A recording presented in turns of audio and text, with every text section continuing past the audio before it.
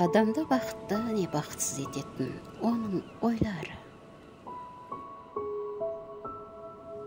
Көп адамның басты қателігі бір адаммен ауырып, өзгесімен емделуінде. Адам есейген сайын ұрысуға бейіл болмайды. Жай ғана орнынан тұрып, қоштасып кетіп қалғысы келеді.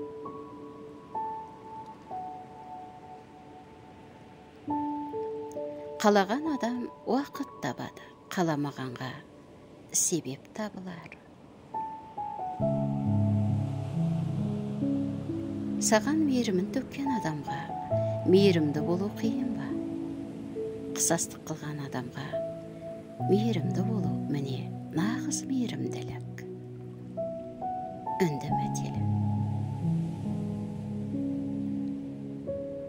Ренжіген кезде ұстамды болса, жанына батқан кезде ұрыс шығармаса, ол нағыз дана әйел. Коко Шанель. Уақыт өте келе тым ұзақ күткен қоңырауда керексіз болып қалады. Адамды бақытты немесе бақытсыз ететін оның ойлары. Ойыңызға иелік етсеңіз, бақытыңызға да иелік етесіз. Ниесче. Егер адам бір нәрсені жан жүрегімен қаласа, ол оған міндетті түрде қол жеткізеді. Тіпті айналадағы адамдар бұл мүмкін емес деп шектеседі.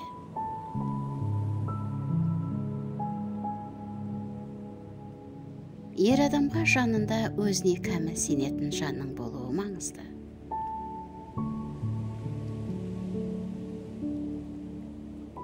Адамдар бір сәтте өмірді оларға үйреткендей қабылдау шарт емес екенін ұғынады.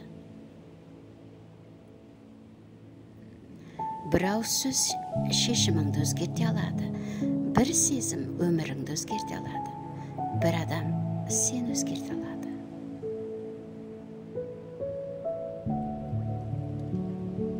Егер адам жаныңа қаяу салар іс жасаса, онда оның өзі де өте бақытсыз болған. Бақытты адамдар кезекте тұрып ұрсыспайды. Көлікте жүргенде керілдеспейді. Әріптестері туралы өсек тасымайды. Бақытты адамдар басқа кеңістікте өмір сүреді. Оларға мұның барлығы еш керек емес.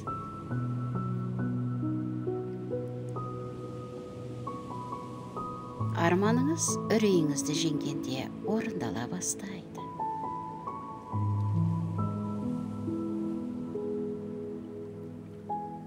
Кейде өмірді өзгертуге бір тамшы батылдық қана жетіспейді.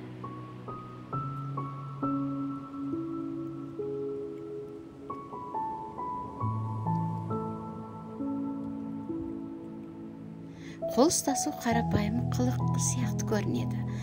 Бірақ осы әрекет адам жанында төңкеріс жасайды.